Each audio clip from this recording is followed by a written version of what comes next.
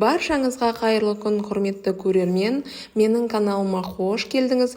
Бүгін сіздермен езілмей, жыртылмай, сочный болып пісетін мантының рецептісімен бөлісетін боламын. Видеоны соңына дейін көріп, ұнаса лайк басып, каналыма тіркелуді ұмытпаңыз. Ең алдымен қамыр илейтін ыдысқа 1 жұмыртқа, 1 ас қасық тұз, 2 кесе су құйып, қолымызбен жақсылап араластырып аламыз. Содан соң ұнның бірінші бөлігін салып алып, қамырды илеуді бастаймыз. Одан кейін ұнның екінші бөлігін салып, қолға жабыспайтын қаттылау етіп қамыр илейміз. Жалпы мантының қамыры қатты тығыз болып иленсе, сол кезде мантымыз езілмей, жыртылмай пісетін болады. Мен бұл рецепте үлкен манты қазанға арнап илеп жатырмын.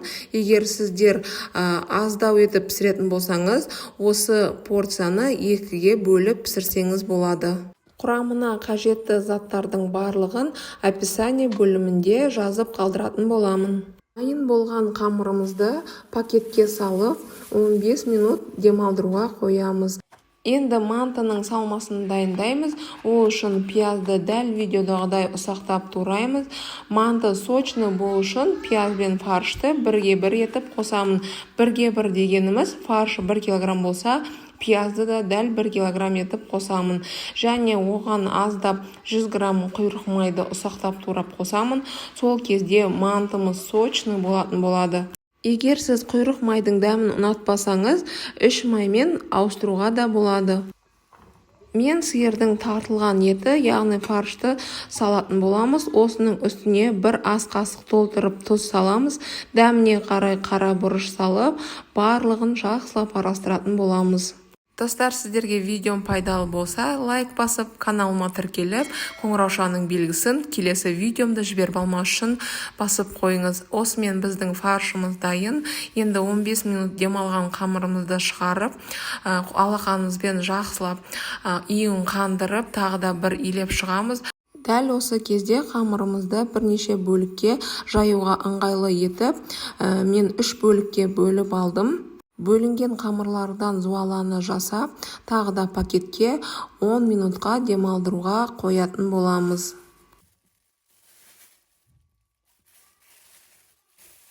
10 минут демалып тұрған қамырымыздың бір зуаласын алып, қалғанын пакетте ұстаймыз.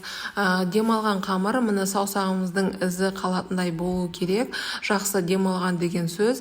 Енді осы қамырымызды жұдырығымызбен қырындап жайып шығатын боламыз. Бастапқыда қамырды дәл видеода көрсетілгендей осылай алақанымызбен, жұдырығымызбен жақсылап домалақ пішінге келтіріп алып, жайсақ ыңғайлы болады.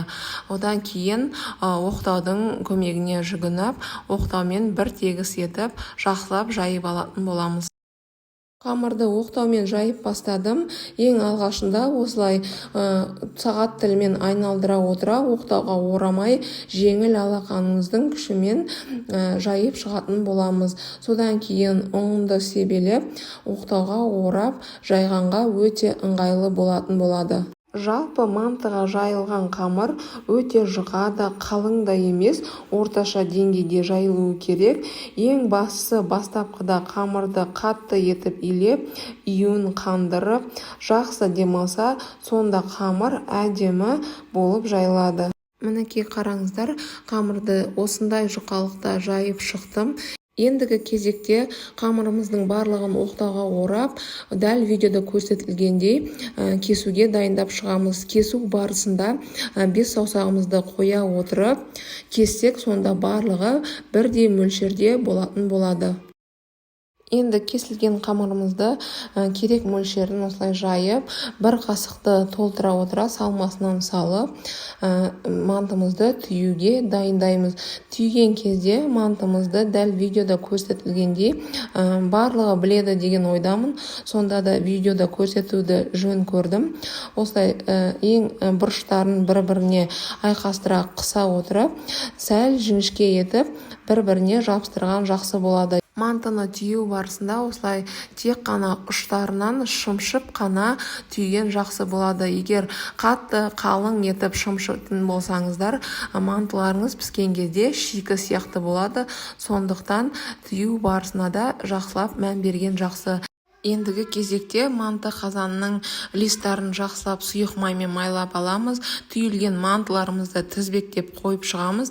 Арасын жақыннан қойып, барлығын осылай тізіп шығатын боламыз. Егер арасын алшақ ететін болсаңыз, мантының формасы жайылып кетуі мүмкін. Сондықтан арасын жақындау етіп қойып, және үстінен сұйық маймен майлап шығамыз. Нала қайнап тұрған суда мантыларды 45 минут қатты отта бұқтыратын боламыз. Осымен біздің мантымыз дайын, сочный, езілмейтін, жыртылмайтын мантымыз пісіп шықты.